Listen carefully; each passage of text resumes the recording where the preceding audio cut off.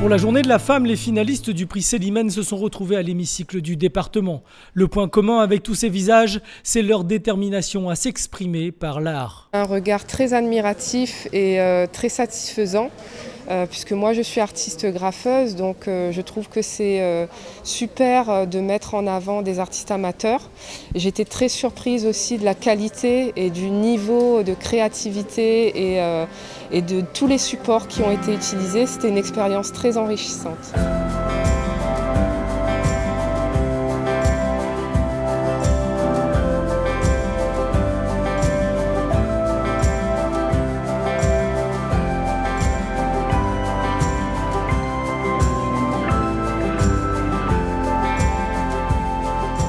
La centaine de participantes n'a pas démérité et c'est maintenant la tradition. Un prix des collégiens accompagne ce concours. Le collège Le Comte de Lille à Saint-Louis gagne le premier prix parmi 8 autres établissements avec Venus Collection. Le nu peut parfois choquer ou faire rire. Or là, c'était vraiment quelque chose de naturel.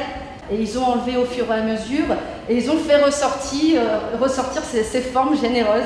Nous, en fait, la consigne qu'on avait eue, c'était de représenter la femme, de la faire comme nous, on la voit. Et du coup, vu que nous, on la voit forte quand même, qu'elle est courageuse. Et du coup, je pense qu'on a essayé de mettre ça dans nos œuvres.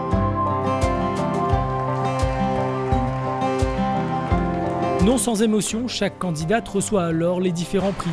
L'occasion de parler de leurs œuvres, la transmission de leurs sentiments. Oui, on doit laisser la parole aux femmes, Covid ou pas, pandémie ou pas, quelle que soit la crise, il n'y a jamais de bonne raison de priver les femmes de leur parole.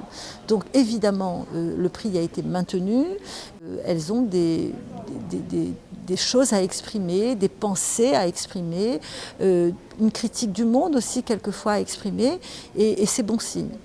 C'est la simplicité et le message de l'œuvre de Julie Olivier qui a fait la différence.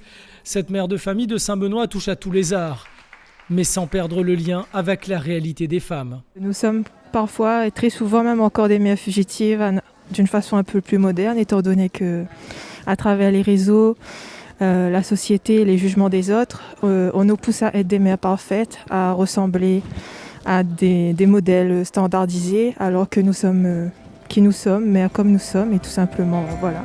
L'exposition de la centaine d'œuvres qui ont participé à cette 17e édition est visible jusqu'au 23 mars 2021 à la Villa du département.